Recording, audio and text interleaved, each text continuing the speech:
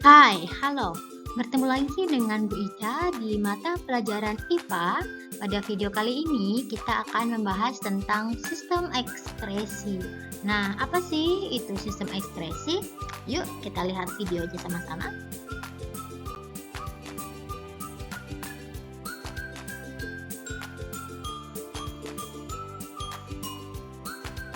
Oke, pada video sistem ekspresi kali ini kita akan membahas tentang definisi sistem ekspresi, alat atau organ apa saja yang pada tubuh kita untuk sistem ekspresi, dan kelainan atau penyakit pada organ tersebut jika tidak dirawat dengan baik.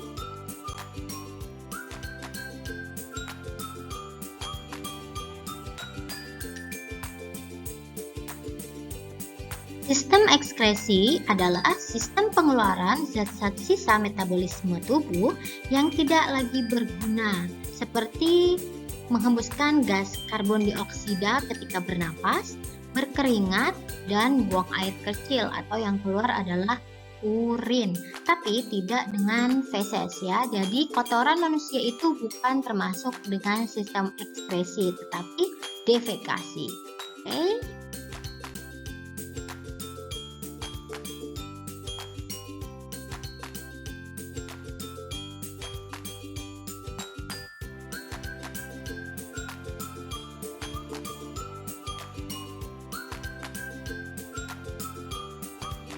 Nah, alat-alat atau organ-organ dalam sistem ekskresi adalah pahat ginjal. Apa itu pahat ginjal? Pahat ginjal adalah kulit, paru-paru, hati, dan ginjal adalah ginjal. Jadi, alat-alatnya adalah paru-paru, hati, kulit, dan ginjal.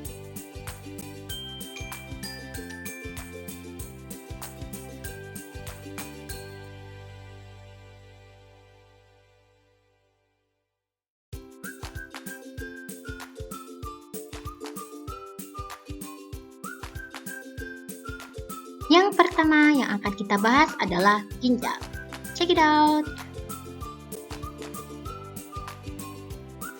Di dunia kedokteran biasa menyebut ginjal dengan istilah ren atau renal atau kidney. Bentuknya seperti kacang merah. Oh ya, kacang merah yang biasa ada di es campur itu loh. Nah, manusia memiliki sepasang ginjal yang terletak di depan sebelah kiri dan kanan tulang belakang bagian pinggang. Ukurannya kira-kira 11 x 6 x 3 cm dan beratnya antara 120 sampai 170 gram.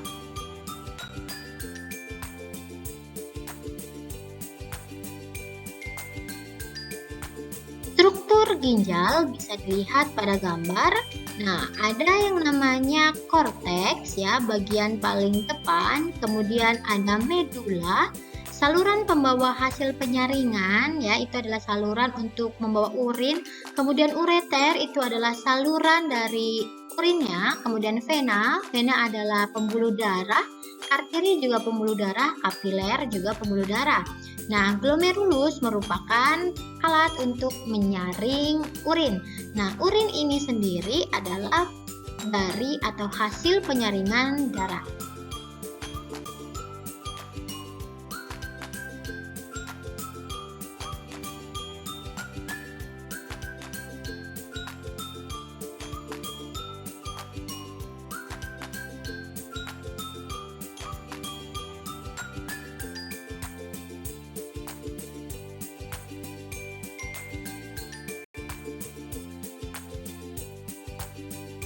Fungsi ginjal sendiri adalah untuk menyaring darah sehingga menghasilkan urin, membuang zat-zat yang membahayakan tubuh yaitu urea dan asam urat, membuang zat-zat yang berlebihan dalam tubuh seperti kadar gula, mempertahankan tekanan osmosis cairan ekstraseluler, dan mempertahankan keseimbangan asam dan basa dalam tubuh.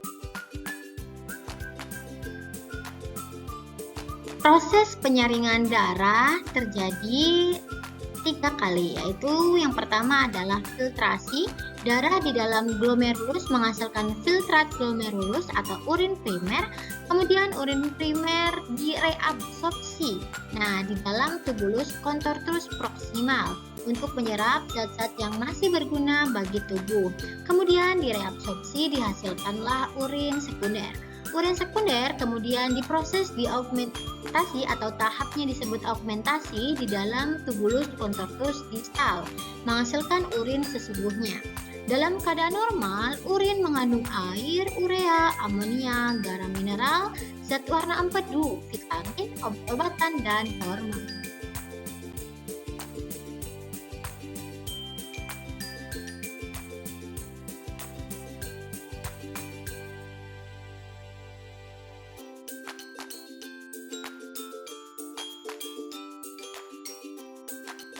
Organ yang kedua adalah hati.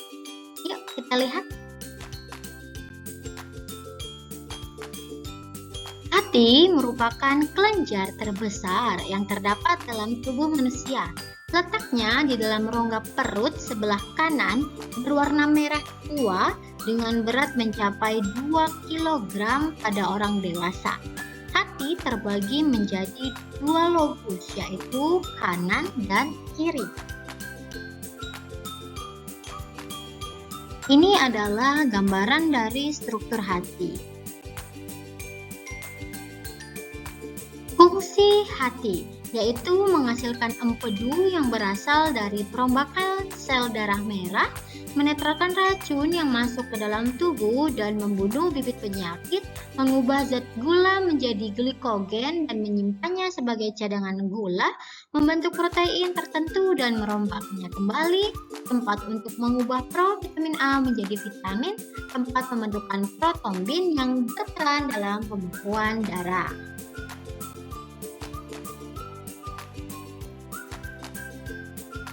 Sel darah merah yang sudah tua atau histiosit dipecah di dalam hati. Nah, ini adalah proses di mana sel darah merah atau eritrosit dipecah di dalam hati. HB atau hemoglobin dipecah menjadi Fe atau besi, globin, dan hemin. Nah, besi ini kemudian dikembalikan ke hati dan ke sumsum tulang. Sedangkan globin itu lanjut ke metabolisme protein dan dihasilkanlah hemoglobin baru. Sedangkan hemin dipecah menjadi bilirubin dan dipecah lagi menjadi sterkobilin dan urobilin, di mana sterkobilin ini adalah zat berwarna urin, sedangkan urobilin merupakan zat berwarna feses. Jadi urin dan feses kita berwarna itu disebabkan karena adanya perombakan hemoglobin pada hati.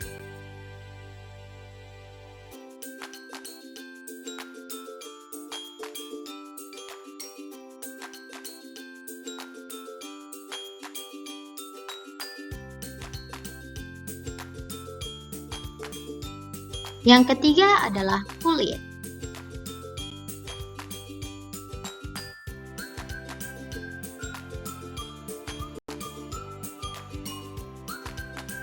Kulit merupakan benteng pertahanan tubuh kita yang utama karena berada di lapisan akrata tubuh yang paling luar, berhubungan langsung dengan lingkungan sekitar. Jadi kita harus jaga kulit kita dengan baik ya. Struktur kulit kita bisa dilihat pada gambar. Jadi kulit kita itu bukan selapis ya, tetapi terdiri dari berlapis-lapis. Nah, lihat ada yang warna biru dan warna merah itu adalah pembuluh darah.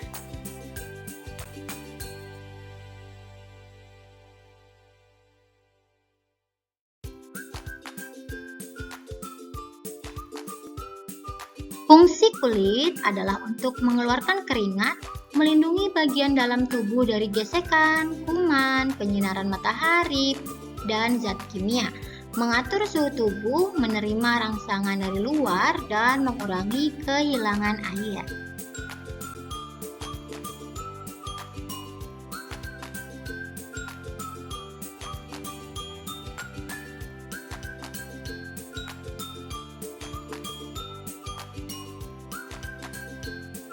Pembuluh darah di kulit akan melebar jika terjadi kenaikan suhu. Hal ini menyebabkan banyak darah yang mengalir karena pangkal kelenjar keringat berhubungan dengan pembuluh darah sehingga terjadi penyerapan air, garam, urea oleh kelenjar keringat. Kemudian zat tersebut keluar melalui pori-pori yang merupakan ujung dari kelenjar keringat.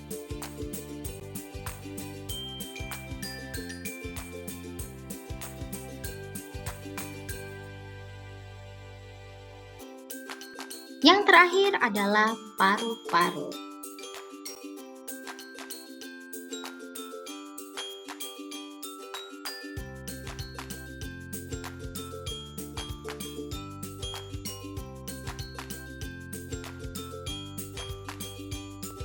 Paru-paru berada di dalam rongga dada manusia sebelah kanan dan kiri yang dilindungi oleh tulang-tulang rusuk.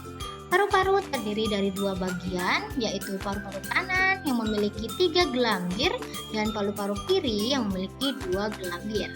Paru-paru sebenarnya merupakan kumpulan gelembung-gelembung alveolus yang terbungkus oleh selaput yang disebut dengan pleura. Nah, ini adalah struktur dari paru-paru kita. Lihat ada yang sebelah kanan dan kiri. Yang warna biru dan merah itu adalah pembuluh darah.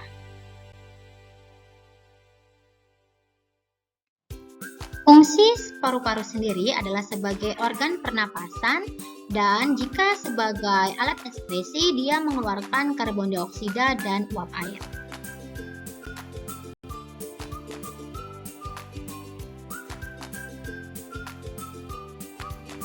Proses menghembuskan napas yaitu udara masuk dan keluar ke dan dari paru-paru melalui sebuah jalur cartilaginous yang dikenal dengan nama bronki dan bronchiolus. Kelainan pada ginjal, hati, kulit, dan paru-paru. Check it out!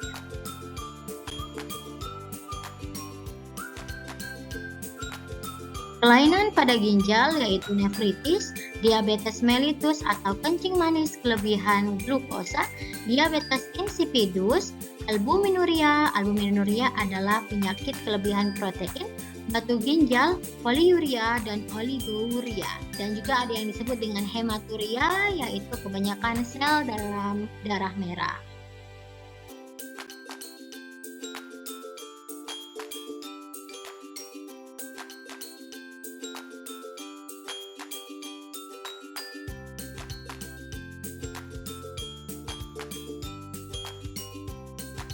Kelainan pada hati yaitu hepatitis yang merupakan radang hati yang umumnya disebabkan oleh virus. Penyakit ini dapat dicegah dengan vaksin hepatitis dan menjaga kebersihan lingkungan. Sirosis hati, kelainan pada hati yang ditandai dengan timbulnya jaringan parut dan kerusakan sel-sel normal pada hati. Sirosis hati sering terjadi pada peminum alkohol, keracunan obat-obatan, infeksi bakteri, atau komplikasi hepatitis. Kelainan pada kulit yaitu komedo, jerawat biasa, kistik akne, atau jerawat batu, atau jerawat jagung, itu yang besar-besar.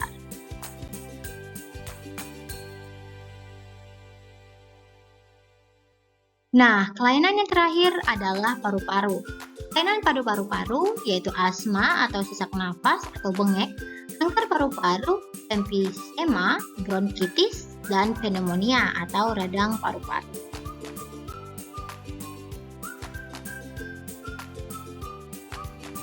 Sekian pembahasan tentang sistem ekskresi. Ingat, sistem ekskresi ada 4 organnya: pahat, ginjal, kulit, paru-paru, hati, dan ginjal. Jika ada pertanyaan seperti biasa, tulis di kolom komentar dan tetap stay tune di video-video Ibu selanjutnya. Terima kasih, dadah!